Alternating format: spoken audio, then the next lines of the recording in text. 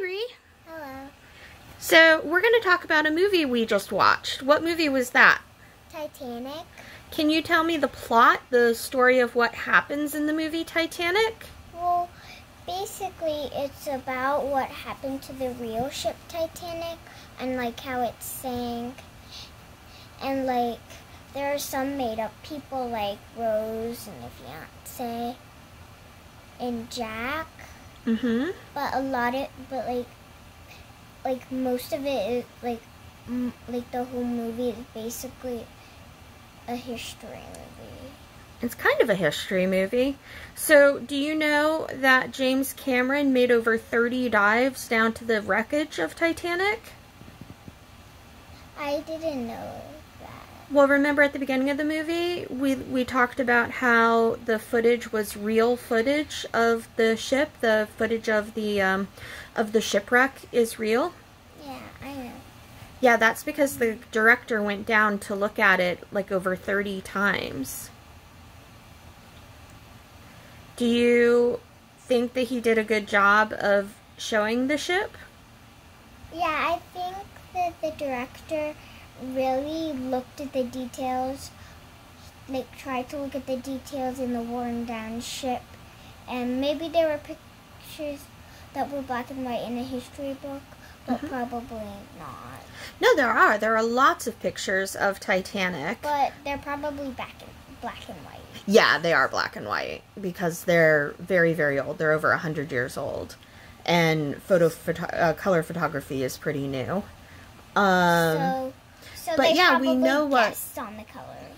Well, no, we actually have records of that, like what color the china was and what colors they painted the walls. Like, all of that is in detail. Like, there are records. I'm sure there are things he guessed about. Like, I don't know if they know every last color of every last thing on every last plate. Probably not. But they used a lot of the actual information that we have about Titanic to make the movie. But it's kind of what I call buttons and bows history, which is they focused on the details, like making sure that the china pattern was correct, or that, you know, the women's clothing looked correct. But the problem is that the main part of the story about Rose and Jack, is completely made up. And we know it's completely made up because, unfortunately, someone in steerage would never have been allowed near a first class person ever. Ever. Even if the first class people aren't allowed to go down. Correct. Like, they're guards. But there aren't guards in the movie to go down. I don't know if there were guards, but people stayed with their own class. And so the story of Rose falling in love with someone else and escaping, or choosing to run away with him, like that. Yeah, that part was made up. But however, did you like the story of Rose and Jack? Yeah, I thought it was pretty interesting.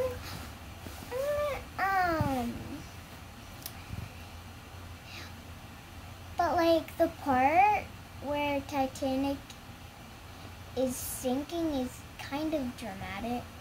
Well, not, like, over dramatic, but kind of, like, dramatic, but not, like, over dramatic. Like, it's crazy that you see the thing tilting and then going like this, and then it went straight like that, and like Rose was hanging on and people were sliding down into the water, and a lot of people either froze to death or drowned. So, what was your favorite part of it?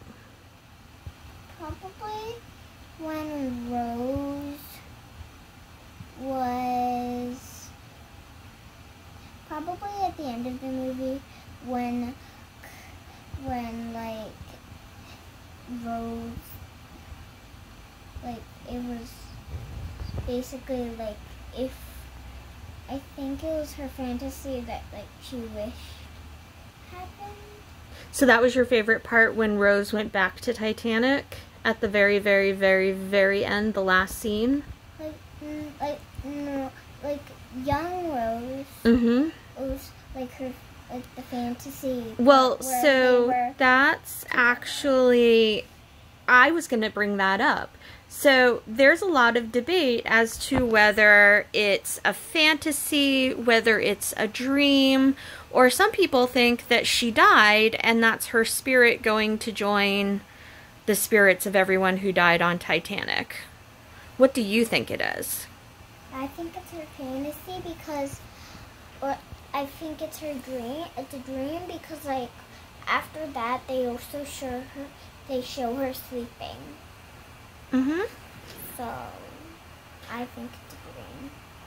Now, did you know that there are actual exhibits where you can go and see china and other things from Titanic that they've gone and they've done what are called salvage missions, where they go and they go down to, they take things like those submersibles that we saw in the movie, and they take it down to the bottom of the ocean floor, and they take up like plates and boots and the stuff that they find. And some people think that it's really cool and that it makes for a really good display, and some people think that it's not really appropriate. I think it's not really appropriate because like it's kind of like it's part of a whole giant gravestone, and you're not allowed to take pieces off of gravestones and putting them in a museum. So why do it to shipwrecks? So how would you feel if I told you that when you were a baby, the Titanic artifact exhibit came to Singapore, and I actually took you because you were still breastfeeding and in a stroller. So I took you to it. I don't remember. Of course you don't remember, but how do you feel knowing that I've gone or that you've gone? I think, well, I've kind of mixed opinions about it. I think it's not really appropriate, but I also think it's kind of cool that you get to see things. But I also think they shouldn't really been taking things, because it's kind of like part of a gravestone. Like I said, you can't take parts of a gravestone and put them in a museum. Does that mean that you agree that the Titanic site should be like a protected place where people can't do that? Yeah, like probably like people have to like pay money to like maybe go in a submarine to look at it, but not taking anything or not scuba diving over there, only like going in like a submarine but not getting super close. Thank you. Do you have anything else you'd like to say about the movie? Or about Titanic? What questions do you still have about Titanic? I wonder I wonder exactly if, like, in the movie it didn't go back to the captain after the glass broke. Mm-hmm. And I wonder if maybe he swam out. Why wouldn't he swim out? Because the old saying and the thing they believed in very strongly was the captain goes down with the ship. If he hadn't committed suicide by staying on the ship and drowning, then he would have been reviled, like people would have hated him. Like the guy who got on the boat, Mr. Ismay, the one who drew the plan for the ship. Remember I told you he got on a lifeboat and people, like, he was thought of as a coward for the rest of his life? You said another person who designed it drowned.